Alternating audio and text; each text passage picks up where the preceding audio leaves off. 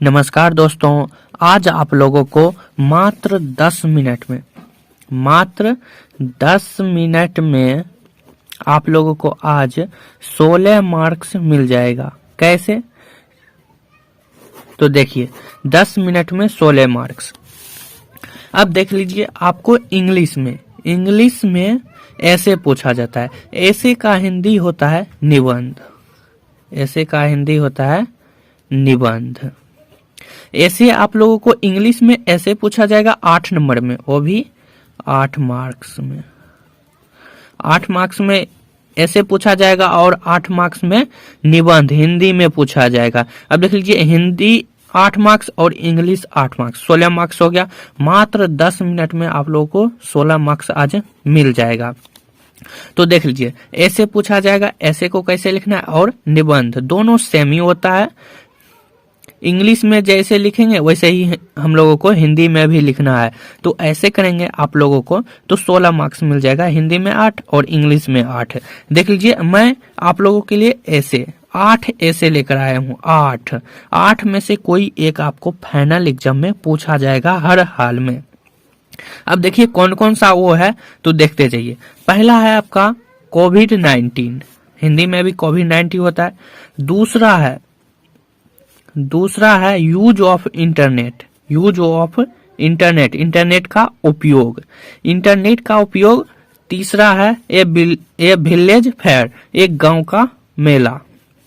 चौथा है कॉरपोरेशन, भ्रष्टाचार। 5वां है आपका शिक्षा। 6ठा है आपका पर्यावरण। 7वां है आपका पॉल्यूशन यानी प्रदूषण। 8वां है आपका कंप्यूटर। ठीक है, ये 8 में से अगर ये आप लोग 8 में से कोई एक वहां पर बना देते हैं, हिंदी या इंग्लिश, आपको हिंदी में भी ये सब में से कोई एक हिंदी में भी पूछा जाएगा और इंग्लिश में भी आप लोगों को ये 8 में से कोई एक पूछा जाएगा इंग्लिश में भी। वो भी कैसे आप लोगों को लिखना है, अगर इंग्लिश में आप लोगों को कुछ नहीं आता है, ठीक है, कुछ नहीं आता है इंग्लिश में भी, तो आप लोग फिर भी 8 नंबर ला सकते हो। कैसे? तो देखिए, 8 नंबर लेने के लिए तो देख लीजिए, सबसे पहले आप लोगों को, जैसे कि मैं यहां पर बताता हूं, कोविड-19 है ये कोविड-19 में आप लोगों को देख लीजिए, सबसे पहले हेडिंग या टाइटल, उसी को हम लोग हिंदी में कहते हैं शीर्षक। मान के चलो आप लोगों को हिंदी में बोल दिया, हिंदी जब आपका एग्जाम होगा हिंदी का, उसमें पूछ दिया हिंदी पर निबंध लिखें, यानी कि कोरोना वायरस पर निबंध लिखें या कोविड-19 पर निबंध लिखें, तो ये आप लोगों को पूछ देगा। तो इसमें क्या क्या लिखना होता है, ठीक है, मैं आप लोगों को इंग्लिश और हिंदी दोनों में बता दूंगा आज। देख लीजिए, मान के चलो हमको पूछ दिया कोविड-19 निबंध या ऐसे दोनों में, तो सबसे पहले आप लोगों को हेडिंग या टाइटल डालना है और हिंदी में अगर बात आ जाए तो उसका शीर्षक डालना है, किस पर हमें लिखना है। मान के चलो हमें पूछ दिया इंटरनेट का उपयोग पूछ दिया, तो उसका हेडिंग क्या हो जाएगा, उसका टाइटल। तो उसका टाइटल हो जाएगा, मैं आप लोगों को इधर बता देता हूँ। पूछ दिया इंटरनेट का उपयोग, ठीक है, तो देख लो हेडिंग उसका क्या हो जाएगा। हेडिंग हो जाएगा इंटरनेट का उपयोग, ये हेडिंग हो गया, ठीक है।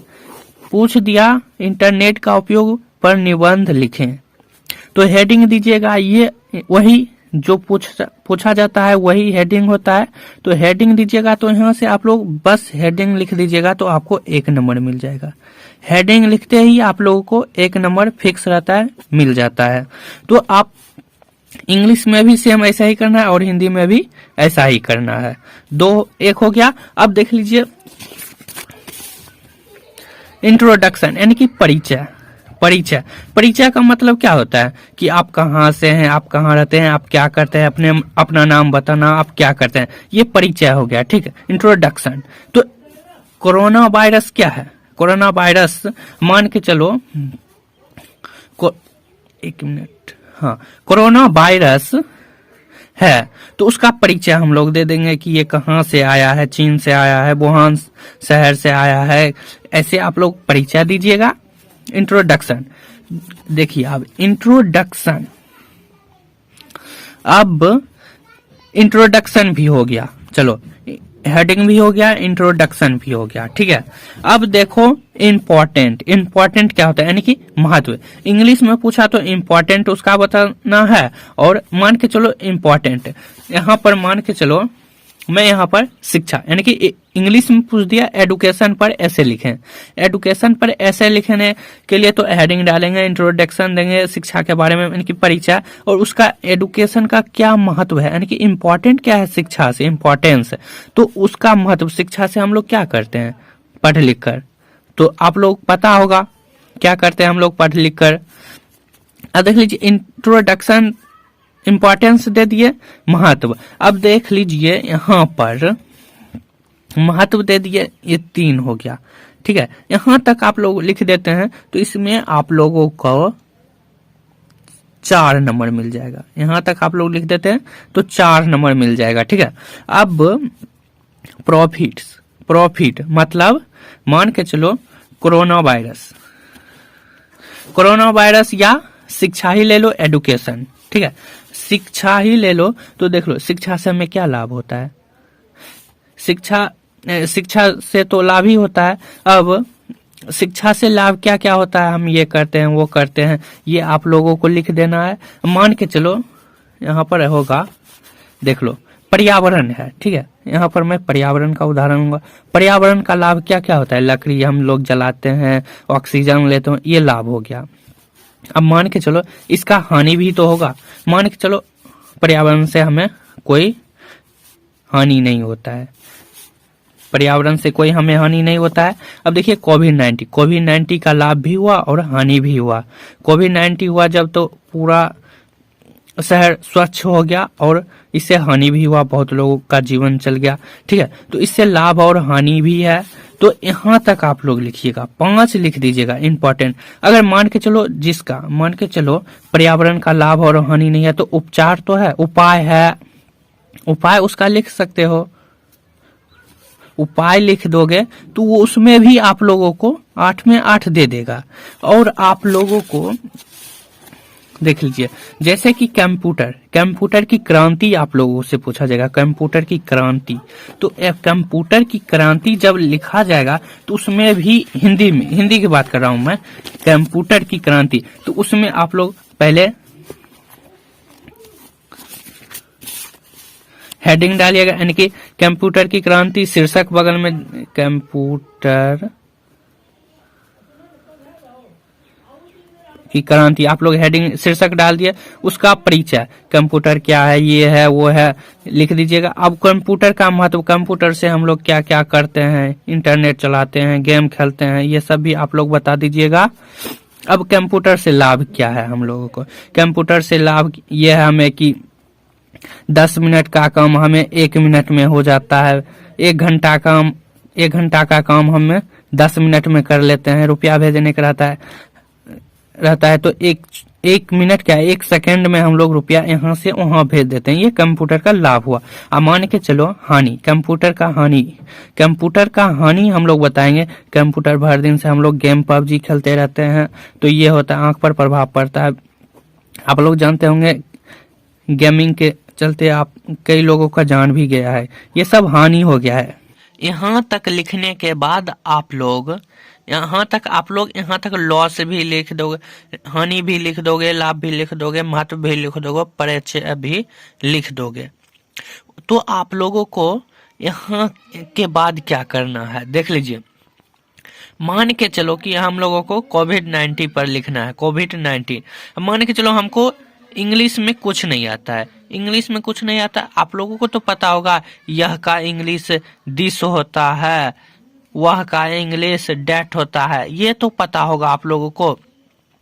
तो ऐसे ही आप लोगों को सबसे पहले हिंदी में लिखना है, बहुत ही छोटा छोटा वर्ड यूज करना है और हिंदी में लिख लेना है, हिंदी में लिख लीजिएगा, उसके बाद अगर आप लोगों को अगर थोड़ा सा भी कंफ्यूज होता है कि नहीं इसका इंग्लिश ये होगा, इसका इंग्लिश ये होगा, तो आप लोग इंग्लिश हिंदी लिखने के बाद इंग्लिश में ट्रांसलेट कर लोगे उसको। इंग्लिश में ट्रांसलेट कैसे कर लोगे, तो अपने फ़ोन से गूगल ट्रांसलेट कर लोगे। गूगल ट्रांसलेट करने के बाद आप लोगों को पता चल जाएगा कि इसका मीनिंग ये होता है और उसका मीनिंग लॉस का हानि होता है। लॉस का हिंदी होता है हानि, प्रॉफिट का मतलब होता है लाभ। ये आप लोगों को छोटा आप लोगों को पता चलते रहेगा। ऐसे आप लोग अगर 8 का कर लेते हैं, ये 8 का, तो आप लोगों को 16 नंबर फिक्स रहेगा, आएगा। तो ऐसे ही आप लोगों को लिखना है, आपको 8 में 8 नंबर मिल जाएगा।